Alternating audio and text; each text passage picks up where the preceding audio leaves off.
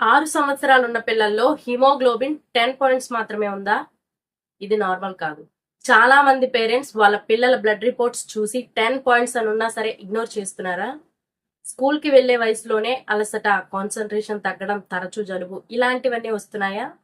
Haemoglobin 10 అంటే body already warning ఇస్తుంది అని అర్థం. ఈ వీడియోని ఎండ్ వరకు చూడండి. మీ పిల్లలు సేఫ్ గా ఉన్నారా లేదా మీకు క్లియర్ అవుతుంది. అసలు హిమోగ్లోబిన్ అంటే ఏంటి? మన బ్లడ్ లో హిమోగ్లోబిన్ అనే ప్రోటీన్ ఉంటుంది. ఇది ఆక్సిజన్ ని మన బాడీ మొత్తం క్యారీ చేస్తుంది. ఆక్సిజన్ లేకపోతే బ్రెయిన్ ప్రాపర్ గా పని చేయకపోవడం, మజిల్స్ వీక్ అవ్వడం, ఇమ్యూనిటీ పడిపోవడం ఇలాంటివన్నీ జరుగుతూ ఉంటాయి. 6 సంవత్సరాల పిల్లల్లో హిమోగ్లోబిన్ సాధారణ రేంజ్ ఏంటంటే 11.5 నుంచి 13.5 వరకు ఉండాలి.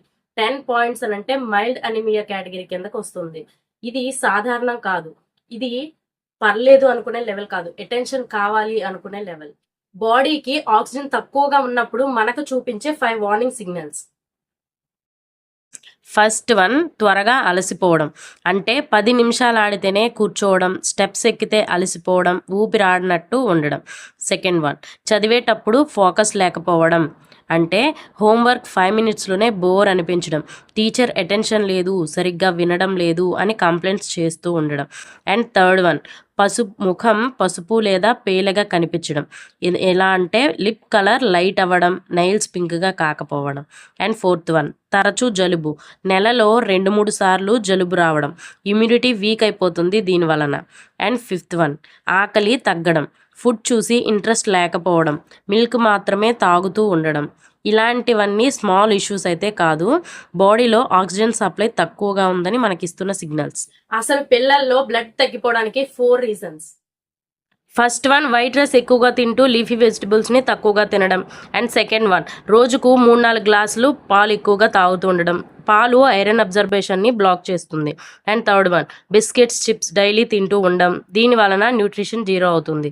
అండ్ ఫోర్త్ వన్, రెగ్యులర్గా డివార్మింగ్ చేయకపోవడం. పేరెంట్స్ చేసే మిస్టేక్ ఏంటంటే బాగానే తింటున్నాడు అని క్వాంటిటీ చూస్తారు, క్వాలిటీ చూడరు. సో ఇప్పటి నుంచి పిల్లల్లో ఇలాంటి ఇష్యూస్ వచ్చేటప్పుడు డైలీ వాళ్ళు తినే ఫుడ్ లో ఎలాంటి ఫుడ్ ని ఇంక్లూడ్ చేయాలో ఇప్పుడు తెలుసుకుందాం. పాలకూర, గోంగూర వీక్కి 3 టైమ్స్ ఇస్తూ ఉండాలి. పప్పులో మిక్స్ చేసైనా ఇవ్వచ్చు, లేదంటే చపాతీ రోల్లో కూడా యాడ్ చేయొచ్చు. రాగి జావా వీక్కి 4 టైమ్స్ ఇవ్వాలి. ఈవినింగ్ స్నాక్గా నువ్వులు, పల్లీలతో చేసిన చెక్కలు ఇస్తూ ఉండాలి. అండ్ బీట్రూట్, క్యారెట్ జ్యూస్ కూడా వారంలో 2-3 సార్లు ఇస్తూ ఉండాలి. అండ్ జొన్నలు, సజ్జలతో రోటీ కానీ లేకపోతే ఉప్మా కానీ చేసి ఇవ్వచ్చు.